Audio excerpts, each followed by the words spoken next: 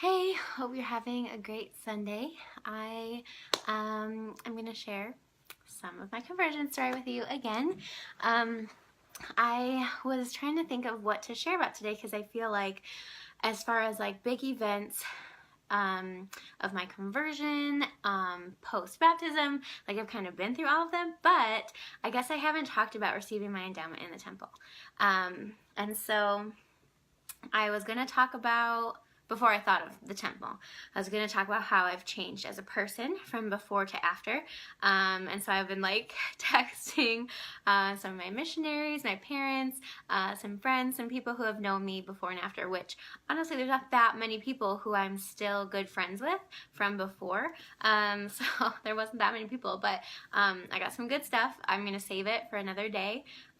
Just a preview, my mom and my grandma both said I used to swear like a sailor. So if you know me now, that probably surprises you. And I was like, really? That much? And she's like, yep, grandma agrees too. So that should be a fun video. And then I also, one of my missionaries, she said that she feels like the first 2 years after like a baptism or a conversion are like sink or swim time. So I thought one video maybe next week would be to share how my first 2 years as a member has been. I'm at almost 2.5 years, so pretty close to the sink or swim time.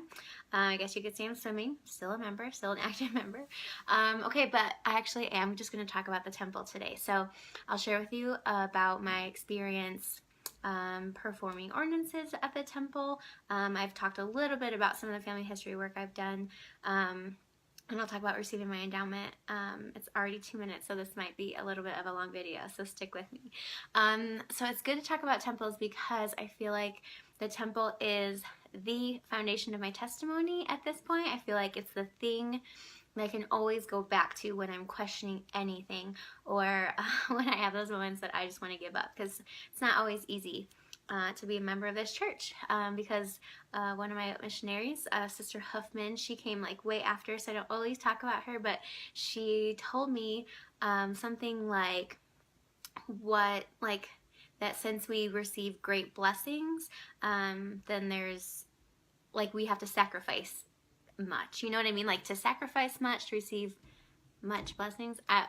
I'm saying it not eloquently at all, but it's true, and that's why sometimes it's hard, and sometimes I'm like, maybe it would be easier to just give up and just stop, and I can go to Catholic Mass again, I don't know, but no, because we have the temple. So my first year being a member, so I was pretty much a member for about a year, almost exactly, when I moved to Utah. So the first year, I lived 3 to 3.5 hours from a temple, Washington, D.C., and I had gone maybe 4 or 5 times on like youth baptism trips, or I went, I think, 2 or 3 times with just friends of mine. Love the temple so much. I know I have a video about my first trip to the temple, but through all those trips and there was a point in my nanny work there that I had off on Thursdays, and Thursday morning they had the Family History Center at church open, so I'd always go. I would do some family history work, and then several Thursdays I would just be so into it that I would go home and I would sit on my laptop in my room and I would do family history work all day, like literally for like 8 hours. So I found a lot of names because I'm a convert, almost the only member of my family. I did find, through doing family history work, I found a member. He's a convert. I don't remember his relation to me. He's like a something cousin, something removed. He lives out here in Riverton, but he grew up in, I think, Buffalo, and then lived in Rochester, was converted in Rochester with his wife, and then all of his kids came out to school here, and then they stayed, so he lives out here now, so he's with his family and grandkids and stuff. So I found him through family history work because his email, like every time someone would have done work on one of my ancestors, there would be an email there. So I would email them and just be like, hey, I'm a new convert, just wanted to like get in touch and see like who you are. So I did find him that way. I've met him once. So I did a lot of family history work, that's the point.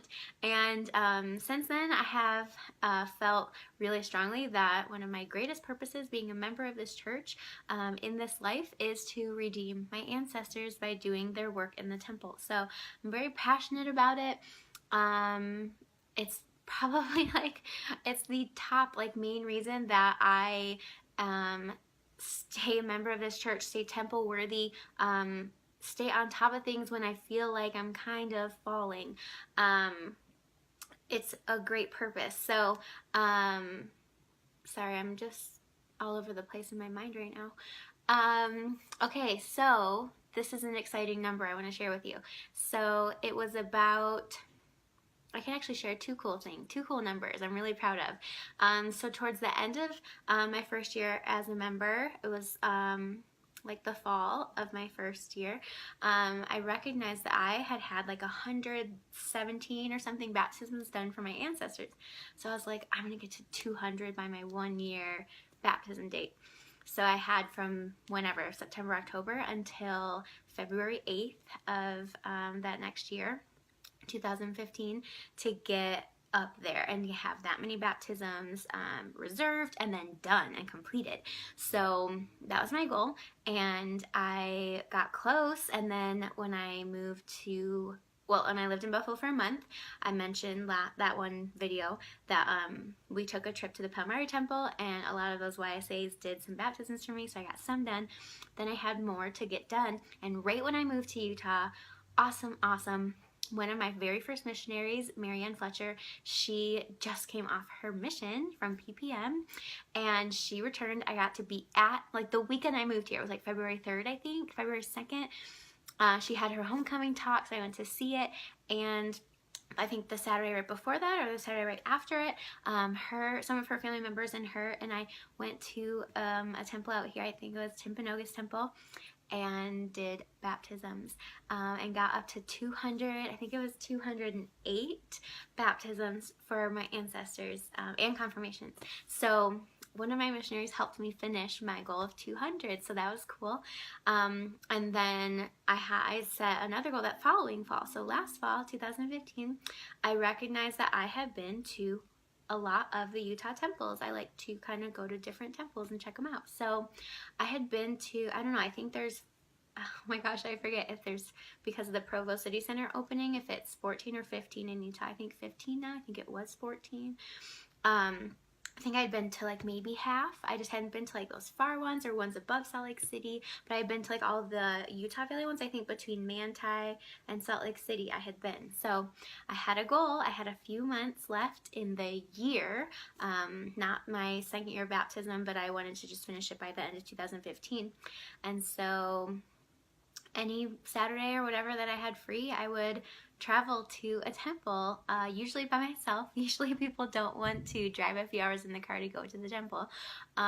Brigham City was my favorite, by the way. It was so beautiful. There was a certain pattern on the ceiling in the celestial room in the hallway that I just loved, so that was my favorite.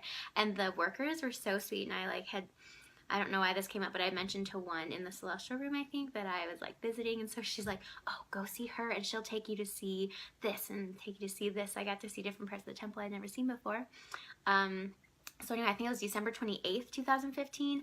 I went to my final temple. It was Monticello. It was a snowy day. I had to go by myself. I don't even have cruise control in my car. Like, it's such an old car. But I made it, and it was like such a cute temple. So I did that. I've been to all the Utah temples. I do have a life goal of attending all the temples in the world, so hopefully I'll be up for that. Like, I'll have money to travel everywhere. Okay, so those are some cool goals that I've met due to my love for the temple. My phone ran out of memory. It says it all the time. So I'm just going to end the video there. I was going to talk about when I received my endowment. I guess that's an important milestone in my membership of the church, but I just don't want to make this video that long. So I just want to close by sharing my thoughts on the temple, my feelings about the temple. So I just talked about some cool things that I've done relating to the temple and some goals that I have, and I just want to, I guess, share my testimony about the temple, but just kind of share with you what it means to me. Because temples are not something that any other church has. It is only the Church of Jesus Christ of Latter-day Saints that has modern day temples and that has the priesthood authority that is able to perform these saving ordinances. And because of temples, we can perform these ordinances for the dead. And I love that plan that this life is not it. This isn't it for us. We are fallen. We do not have all the knowledge that we need, and we don't always have the opportunity to hear the gospel. We aren't always prepared to accept it. And I think it's amazing that because of temples, I've been able to perform saving ordinances for my ancestors.